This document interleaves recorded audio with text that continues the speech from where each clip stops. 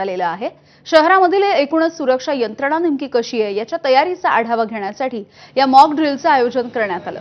पुणे पोलिसांसोबत केंद्रीय तपास यंत्रणा सुद्धा या मॉक ड्रिलमध्ये सहभागी झाल्या। या संपूर्ण मॉक ड्रिलचा आढावा घेतलाय आमच्या प्रतिनिधींनी। पोलिसांकडून सध्या पुण्यातील फर्ग्युसन कॉलेज रस्त्यावर मॉक ड्रिल राबवलं जाते। जर आपण बघितलं तर या ठिकाणी जर अनुचित प्रकार घडला, बॉम्बस्फोट झालं तर कशा पद्धतीने पोलीस काळजी घेतील, काय पावलं त्यांनी उचलायची या मॉक ड्रिलमध्ये अशा पद्धतीने त्यांना सगळं ती सिच्युएशन या ठिकाणी घडवली जाते। जर आपण बघितलं तर एनएसजीचे कमांडोज देखील या ठिकाणी पोहोचलेले आहेत। जर आपण हा सगळा एरिया बघितला तर तो संपूर्ण या ठिकाणी कॉर्डन ऑफ केलेला आहे। हा मुख्य रस्ता आहे फर्ग्युसन रस्ता।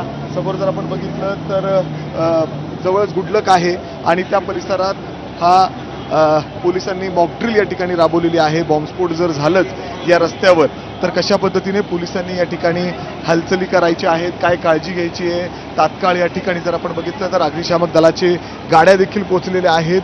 बुलेट प्रूफ जॅकेट घालून हे सगळे पोलीस अधिकारी या ठिकाणी पोहोचलेले आहेत। प्रत्येक गोष्टीवर बारीकीने लक्ष या ठिकाणी ठेवून आहेत। वेगवेगळे डिपार्टमेंट्सचे लोक या ठिकाणी पोहोचलेले आहेत। काही आपण बघतोय काही बॉम्बस्फोट झाल्यानंतर काही वस्तू या ठिकाणी देखील उडून आलेल्या आहेत। त्यामुळे पोलिसांनी या ठिकाणी मार्किंग केलेलं आहे आणि खास करून जर पलीकडे बघितलं तर सगळे वरिष्ठ अधिकारी पोहोचलेले आहेत। आजूबाजूच्या परिसरातील काही दुकानं असतील, संपूर्ण एरिया कॉर्डन ऑफ केला जातोय। जसं आपण बघतोय की समोर पोलिसांनी हे रिबन्स या ठिकाणी बांधलेले आहेत। त्या परिसरात काही वेळापूर्वी बॉम्ब सदृश गोष्ट त्या ठिकाणी त्यांनी दाखवलेली होती आणि त्यानंतर पोलिसांनी कशा पद्धतीने त्याच्यावर ऍक्ट करायचंय, काम करायचंय, इतर यंत्रणा कशा पद्धतीने इथं तात्काळ पोहोचतात, किती वेळ त्यांना इथं लागू शकतो, अशा पद्धतीने हा संपूर्ण मॉक ड्रिल पुण्यातील या रस्त्यावर या ठिकाणी राबवला जातोय आणि अशा पद्धतीने पुण्यातील फर्ग्युसन रस्त्यावर हे मॉक ड्रिल या ठिकाणी पोलीस आणि एनएसजी कडून राबवलं जात आहे।